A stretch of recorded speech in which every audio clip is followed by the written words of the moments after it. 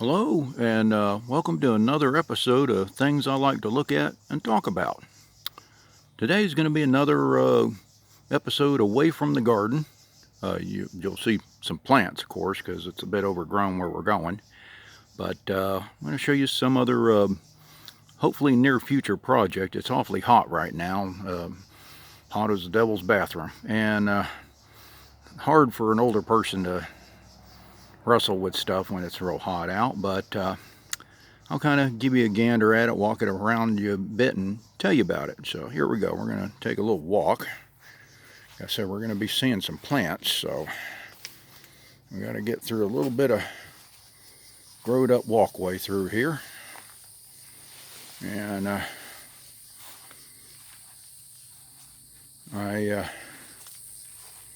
got to take down that little, that's a vinyl wall that's been up for a while, that one you just seen us walk past on the left there. I'm going to be taking that down because we're going to be doing some different things with our property. And in the meantime, I want to take that vinyl wall down. I can bring our truck up through here. And I'll finish mowing that back down. Bring the truck up through here and bring this other project that I've got. This thing was just recently dragged out of the backwoods. Still got the strap on the nose of it. I'll let you take a look at that. There you go. There she is. What you're looking at is a 1974 Jeep CJ5, and that would be a C, I believe, is the remaining code of that. And that's a U.S. Postal Jeep. I know it's a kind of funny colored looking thing right now because somebody else owned it and painted it kind of a red and gray, light red and gray or something like that. And that was many, many moons ago. So you can see she's faded down a bit. It looks rough. I know people are going, oh my goodness, that looks like something needs to be towed to the junkyard. They're easy. The thing about these old Jeeps is these old Jeeps were built on the same, especially the old DJ, which stood for dispatch Jeep. These old dispatch Jeeps, and I'll see somebody in the past put these plates on it. There you go. How about that? Somebody took time to describe themselves some little plates right there. That, by the way, is a fresh air hatch. There you go. You open that up, and there's a spring that sits right there, and you pop that open, and as you're driving down the road, lets fresh air in. I'm going to be rebuilding this internal assembly. It looks bad, but it ain't as bad as it looks. Everything always looks worse than it is. Anyhow, these things were the old postal Jeeps. Now, the interesting part about this one, I'll walk around the outside first before I show you the inside of it, is actually you'll see it from the back. This old postal Jeep, as you can see, all this is there, but sadly the back door rotted away. They had a sheet of plywood over this thing. Good news though is I do have the original right here. I'm touching it. Is the glass that was in the Jeep door right about here. Had a big window. Let me pan that back so you can see what I'm pointing at. Right there was a big old window, and then the rest was a steel door. And it said Jeep on the back. Well, I'm gonna rebuild that, and I'll put some steel framing, welded steel framing, and some rivets, and put a insulating rubber gasket in there, and put that there it is right there, and put that window back in it. There's the whole window right there. Look how dirty it is, but it's all there and it ain't broke. And I'm gonna put that window back in it, and that way we get our. The good part is the framing of this thing all around it. Well, I may have a couple of crispy spots here and there. If you look real close, you can see it isn't gone. It ain't rusted out. And that's the important part. See it? Look at that. You can see that all the way down there. There's a gasket put in the back of it right there. There's a back bumper. It's also in pretty good shape. Got a couple of rust holes in it, but nothing a little weld can't fix up. Anyway, I'm going to fix up a nice little custom door and do some 3D Jeep lettering on it and stuff like that. Now you kind of look at the interior and you're like, wow, what's going on in there? Well, there's Here's what's interesting is most Jeeps have the steering wheel over there because, of course, the postal people have to deliver your mail on that side. Okay, your mailbox is always over there. They sit right there. Normally, the steering wheel's sitting right there. And look at this. It's on this side. And you're like, this is 1974. They didn't have something different in 74 to deliver mail. What the deal is with this is what they call a supervisor's training Jeep. And what the deal was is it was set up mostly like a delivery mail Jeep. Had the little pocket bins in the back and had a little had stuff back here, trays and things like that. But it was a two-seater. You had your regular supervisor or trainer seat on this side, and you had your employee seat on that side. Okay.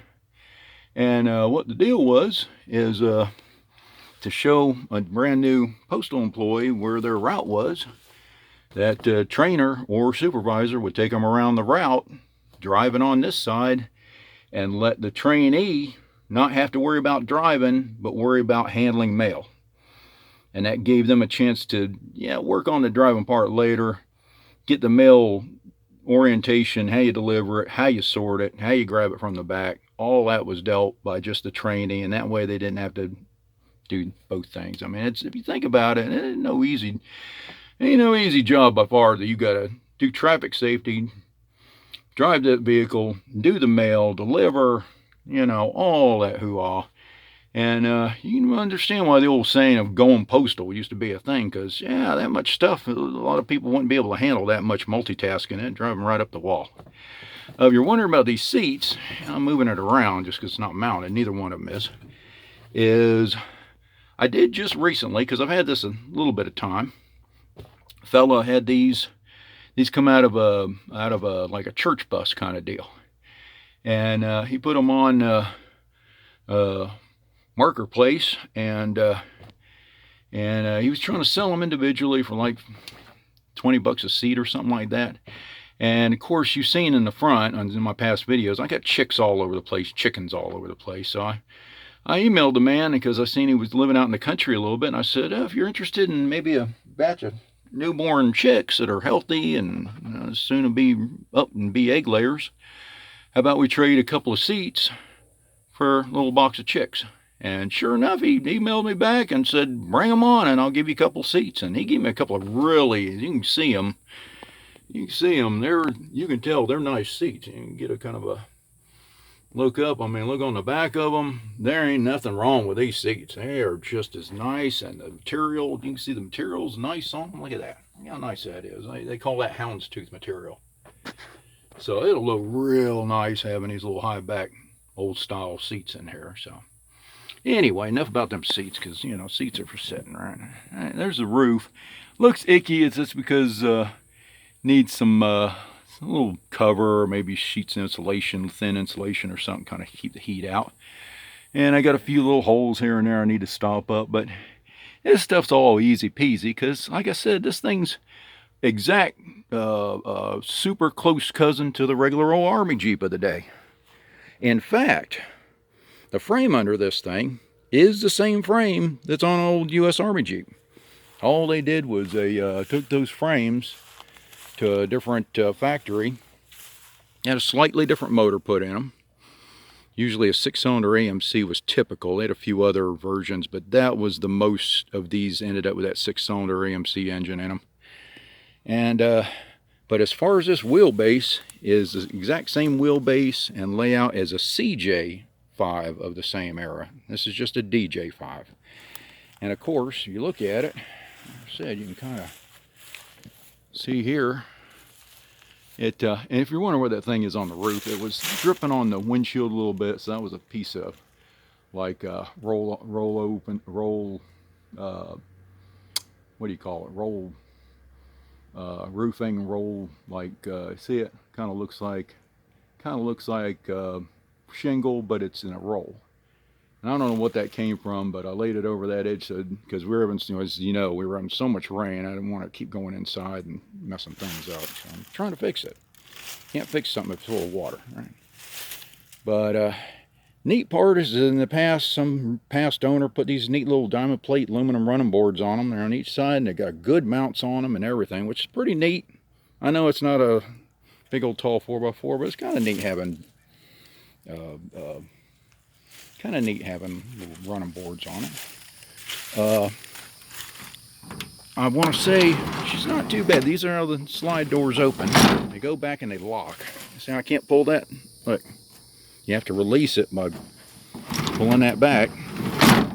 And that's how they would deliver their mail. They'd have that door open. They'd be sitting right there in that chair. On the other side, of course. And they just throw your mail in there. As you can see, ain't no fancy gauge package in this thing, and believe it or not, that's your windshield wiper motor. It's pretty much like that even in the regular CJ5 and military Jeeps of their era. Great big old mile per hour gauge. It tells you both your fuel and your engine temperature in it. Like I said, it kind of got, the wiring got beat up pretty bad between just age, and the fellow who used to own this put metal barbs in place of some of the glass fuses, and them metal barbs don't pop if there's a short, and it'll flat burn the whole wire strip up, or harness or whatever it's hooked to. And it happened to a few of the wiring in there. That's why they got this thing cheap, because yeah, he kind of boogered it up. You got a stereo in it. Oh yeah. Now all we need is a pair of 15-inch JBLs in the back, and yeah, hard hit. Anyway, something like that. I already got a electric fan for the radiator in this thing, because this is a mechanical fan, and those things never work real good on these old 6-cylinders. So I got a nice electric fan out of a PT Cruiser. They work real good, real durable. A few other parts here and there to put in this beastie once I get her going, but all the seat belts, even though everything looks a little rough, everything's here. All the brackets are here. The floors are solid, even though they got carpet on them. They're solid. They're in good shape. So anyway, yeah, this is another view of the inside. Wondering what that pail is. That pail is full of a bunch of parts that I've gathered here and there and found in junkyards for this particular model. So I've gathered them all up in that pail, and I got a few more in a box in the workshop. So yeah, once we get her pulled around the front, we're going to start getting real into that. Wondering what that light under there. See, you can see lighting coming through right there. There it is. That light reflecting on the floor right there. That's actually the inside of that side vent that I told you opens up with a little spring and bracket. That gives you an idea where it lets the air in right at your feet. And there's one on this side too. Oh, it works too. Look at that. And then when there's a little release and pulls shut, and you can put a little gasket around the outside of it so don't let weather in. But just opens up like that and allows fresh air to come in while you're going down the road. It's free air conditioning, man. Free. Anyway, I'm going to close this beastie up. I know the back's open, but the Jeep is sitting on blocks on the front, leaning back in the back, and then I got these pieces, the window, this rubber sheet stuff hanging there, so whatever rain does run off there and goes down, it'll hit that and run off and not puddle in there. And the good news about doing that is everything inside, even after all the storms we've had, everything in here is bone dry. You can kind of see it.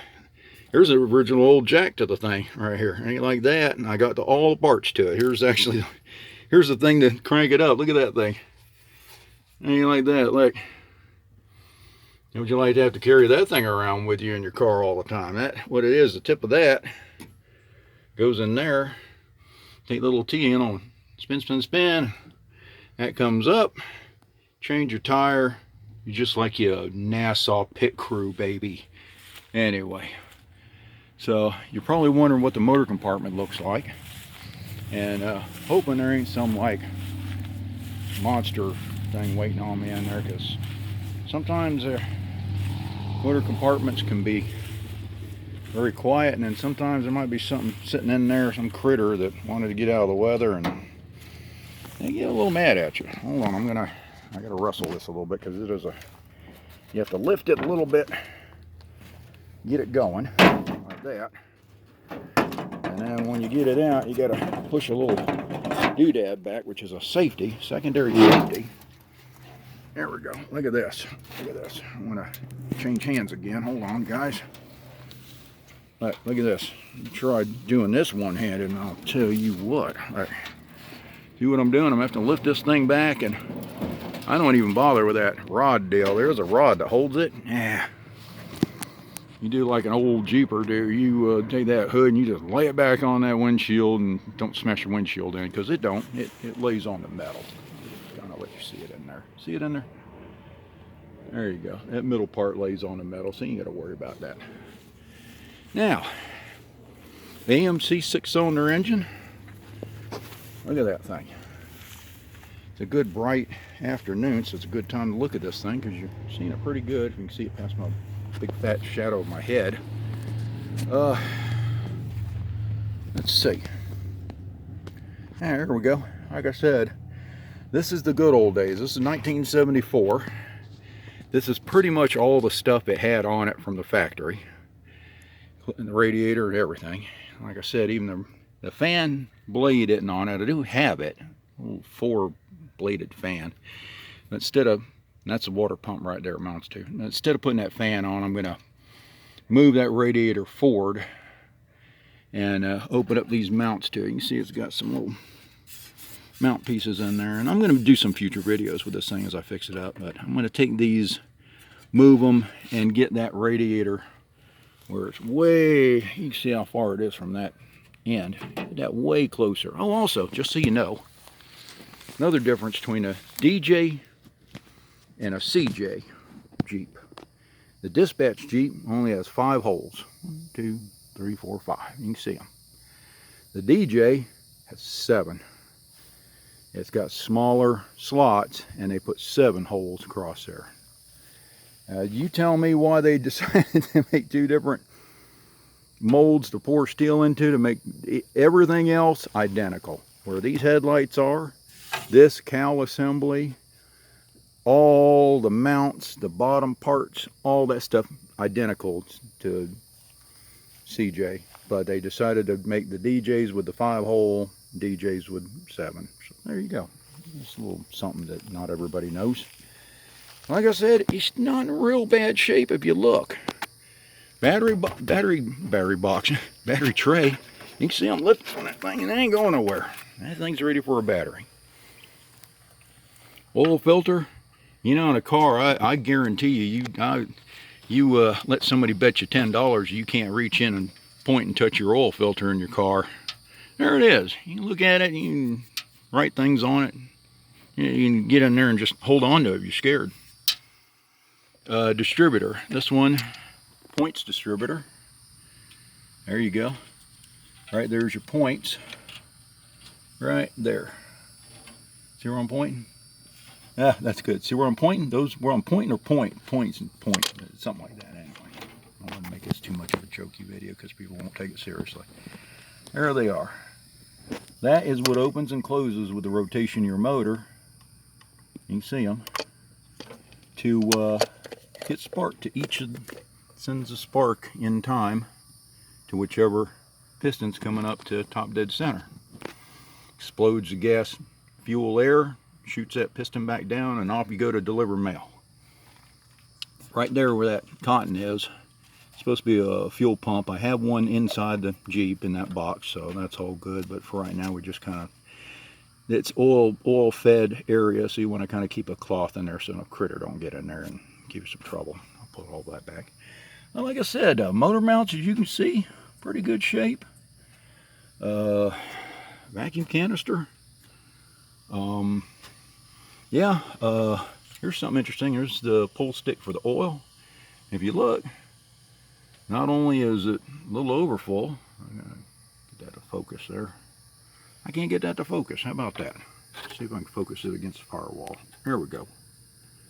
As you can see, it's a little overfull, and if you also tell, you can read through that oil, which means it's pretty clean.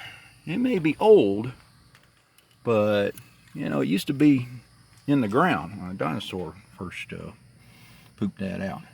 Down there's the starter, straight down. I get to touch that easy.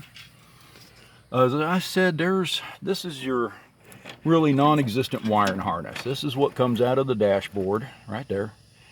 This kind of got burned up from that guy putting lug things in it, and he didn't do it no favors. He sure didn't. He burned up a few of the wires pretty good. What I'm going to do, my hot rod wiring kit, 35 to 50 depending on how many fuses you want in your system. Oh, by the way, that's alternator right there. You can see some of these wires are burned up. You can see it. There you go. How's that for a... yeah, they're a little crispy. There's the plug-in right there. That's that coming from the fuel pump. That's your fuel leading to your carburetor, which is hiding under there. Okay. And I can lift that off of there because there's your carburetor and stuff. It's not in too bad a shape, but old Donut Boy got himself a new carburetor, changed that beastie out with, so I'm very happy about that.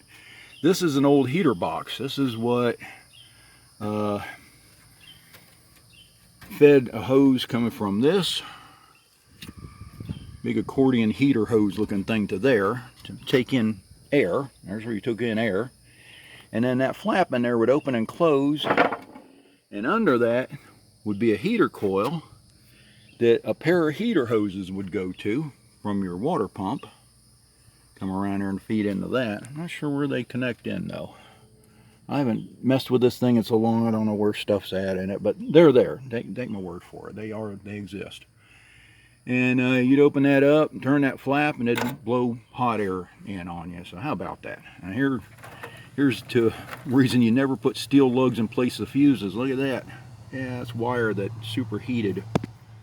And yeah, kind of got burned up. You can see that. Didn't do it no good, let's just say that. And you can kind of look along there and see some of the spots where that wire got superheated. All that looks real bad. All that is old paint. That just needs to be sandblasted off of there and clean up that breather. But it is factory breather, so we're going to put that beastie right back on there. Yeah, heater box. That thing right there was a bladder to hold water in for windshield washers, which is interesting. You pop the cap off, fill that little bladder bag up right there, and it fed a wire to your windshield washer. So yeah, so and there's another inlet for some more of the wiring to the lights, to the windshield wiper motor and stuff like that. So you got two main, well really three. There's another one right there. So you got 1, 2, 3 patches of wire coming on inside, and you're wondering what that thing is on the firewall right there. Pull that wire right there I'm pointing at. That's just a ground block. They made a ground block with 2 screws and some connectors grounded to the firewall of the Jeep. So it's kind of neat, isn't it? As you can see, everything's there. Oh, there's something else interesting, and I can't touch it because of its location, but this is interesting if I can get a good enough picture. Way back there, past this steering rod, where my finger's kind of pointing, is your master brake cylinder. I'm going to try to, I don't think I can get the camera in there enough to see it. Oh yeah, can. There it is. There's your master brake cylinder. How about that? And that is a direct link to your brake pedal, and it is non-powered, but I got to get in there and get all that out, get that cleaned out, and get her fixed up. So yeah, so anyway, I figured, like I said, I'm going to go ahead and let you all go because we're running a little long in this video. I want to tell y'all, take care of yourselves, stay safe. I will make some more videos as I work on stuff. When I work on the interior, I'll show you. When I work on the wiring, that'll be a biggie because I'll show you the new stuff I'm going to put in. And I'm going to try to get this rascal jump wire to get it just running so I can hear what shape the motor's in and know what I need to do to it. So anyway, but each of these steps I'll kind of get some either still pictures or get some video of me running around trying to get that motor running and hopefully not doing strange things that cause any kind of fire or anything like that, because fire's bad. Cars, force, anything. Fire bad. Anyway, y'all take care, you stay safe, and until next time, see you later.